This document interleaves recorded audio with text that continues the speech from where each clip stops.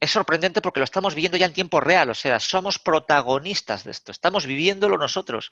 No es una cosa que ya nos cuenten, esto lo contaremos, pues el que luego en el futuro acabe en una escuela de negocios lo contará. Yo viví eso. Porque realmente está siendo el imprevisto, entre comillas, no el imponderable del shock económico y del shock de relación y producción debido a que bueno, la fuerza de trabajo se ha tenido que quedar en casa, de la pandemia, el verdadero impulsor de una transformación digital en la cual de repente muchas empresas que creían haberse digitalizado se encuentran con que no lo estaban tanto como ellas creían, empezando por la cultura, no solamente por los medios digitales, sino por la cultura. Porque no es lo mismo tener un trabajo desde casa una vez a la semana o una vez al mes que estar todos los días, todas las horas con toda la gente y a ver cómo organizas tú eso, ¿no? Entonces, las herramientas a veces estaban ahí, pero la cultura, el uso y sobre todo otra cuestión, ahora muchos negocios, ¿cómo se reconfiguran para que sus productos, que a lo mejor en tiempos prepandemia su gama de productos era exitosa y sin embargo ahora en tiempos de pandemia, pues lo que está pasando, es decir, que por ejemplo, que le pasa a una aerolínea? No están vendiendo ni un solo vuelo, pues porque ahora la gente no vuela. Entonces alguno preguntará, sí, claro, ¿y qué va a hacer a una aerolínea? ¿Le viene esto? ¿Y qué va a hacer? Bueno, pues hay negocios, no precisamente aerolíneas, pero hay negocios que están haciendo de la necesidad virtud. Hoy mismo me han comentado de un caso, no recuerdo el nombre de la empresa, porque he visto el ticker en bolsa, pero un caso, por ejemplo, de lo que es una reconfiguración en tiempo real derivada de la pandemia de un negocio que ya era digital.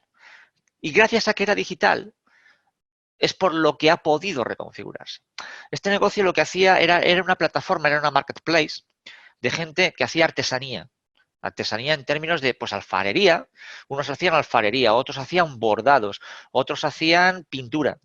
Bueno, pues resulta que, claro,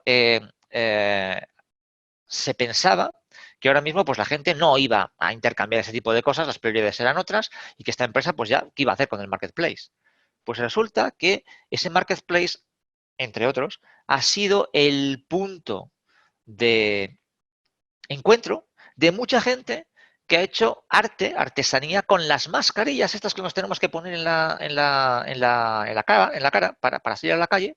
Pues bueno, ha habido gente que le ha echado imaginación y ha dicho, hombre, pues, ¿y si le hago un bordado con una sonrisita o un dibujito o una dedicatoria o un tal? Entonces, los que eran artistas haciendo bordados, pues ahora son artistas haciendo las mascarillas y en ese marketplace han aprovechado para a esos contactos de tenemos estos, igual os interesaría, y las han comprado. Y no solamente han aprovechado el marketplace para comprar esas mascarillas que de otra manera no habrían llegado nunca a sus puntos de venta, sino que es que además se produce el famoso cross-selling, que es el nirvana de la transformación digital, la venta cruzada. Ah, ya, además me vas a poner una cosita de esas que has pintado o además vas a poner una cosita de esas de cerámica que haces tú en tu casa porque es muy chulo. Entonces, se ha potenciado. Eso es lo que llamamos, esto es una cosa que veremos en el programa de transformación, antifragilidad. Cómo salir reforzados de una situación que en teoría es mala para casi todo el mundo. Y esto es consecuencia de la pandemia.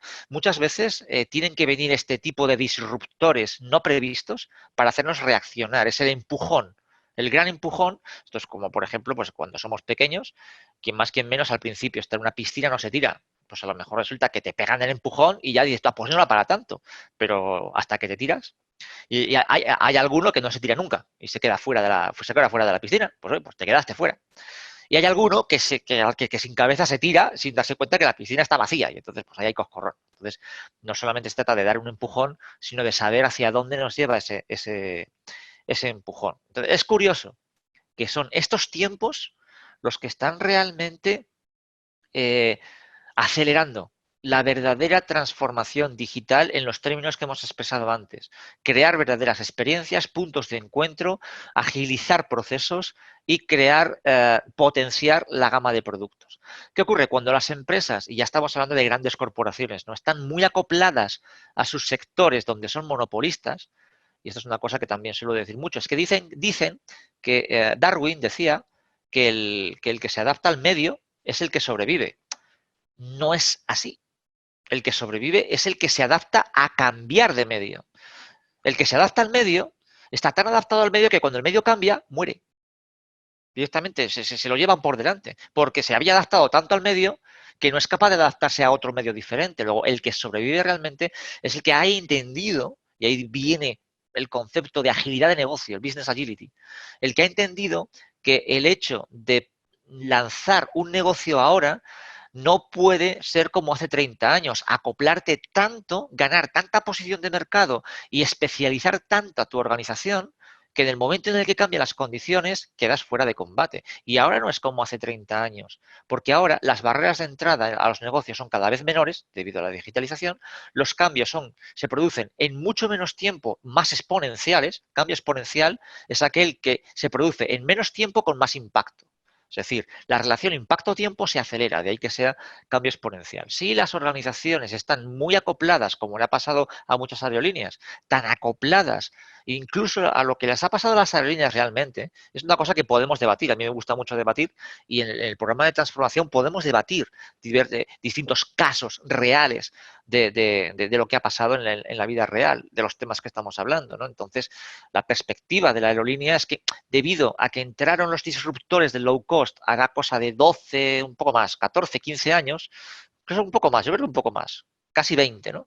Cuando entraron los disruptores del low cost, eso obligó a las grandes compañías aéreas a hacer un leaning, en términos de lean, de optimizar tanto la cadena de producción, en este caso la cadena de valor de la aerolínea, que se quedaron tan en el chasis, que, claro, eran capaces de hacer mucho ingreso, pero con un coste muy, muy, muy elevado. Es decir, estaban tan ajustadas a operar eso de tal manera que el margen operativo, debido a la guerra que establecieron los low cost, era bajísimo. Entonces, cuando oíamos, pues hace cosa de un año, LATAM mismamente, que la conocéis vosotros, que tenía beneficios de 2.000 millones de dólares. Claro, parece que cómo es posible que ahora esté mal, porque es que resulta que la TAM tenía costes operativos por valor de 1.800 millones de dólares.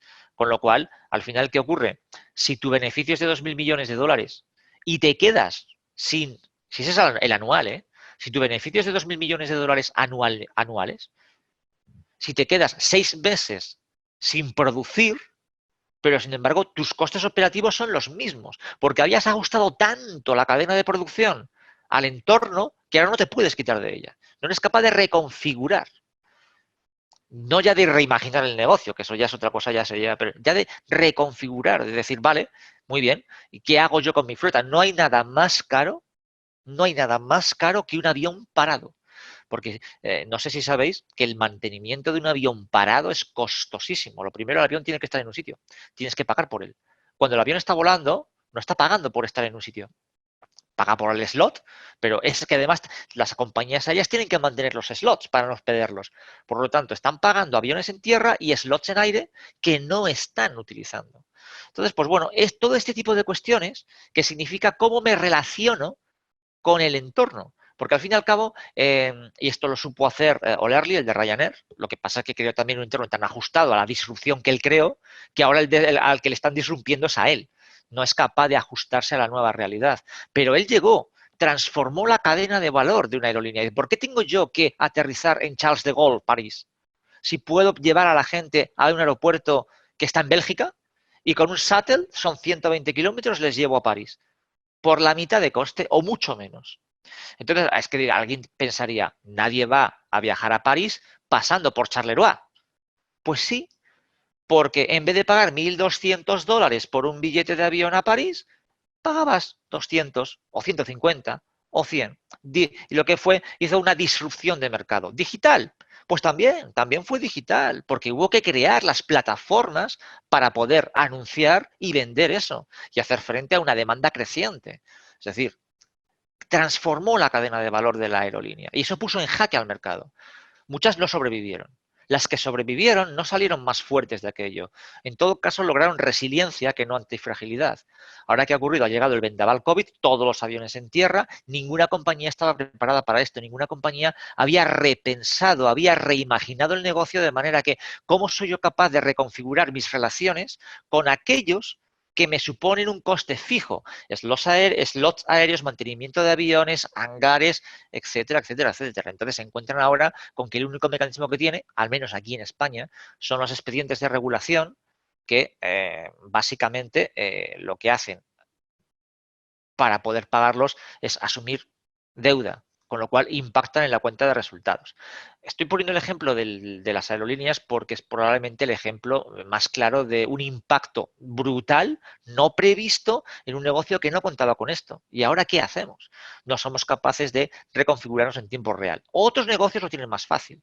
Por ejemplo, ha habido mucha cadena de automóvil que ha reconfigurado la cadena de producción para, en vez de producir motores de coches, producir respiradores que entregar a los hospitales. Inherentemente era más sencillo. No es que estuvieran mejor preparados, es que la que ha venido, ellos podían aprovechar mejor lo que tenían que una aerolínea. Ahora, la cuestión está, y es una cosa que nosotros hablaremos en el programa de transformación, en cómo somos capaces, desde un punto de vista estratégico, de repensar lo impensable.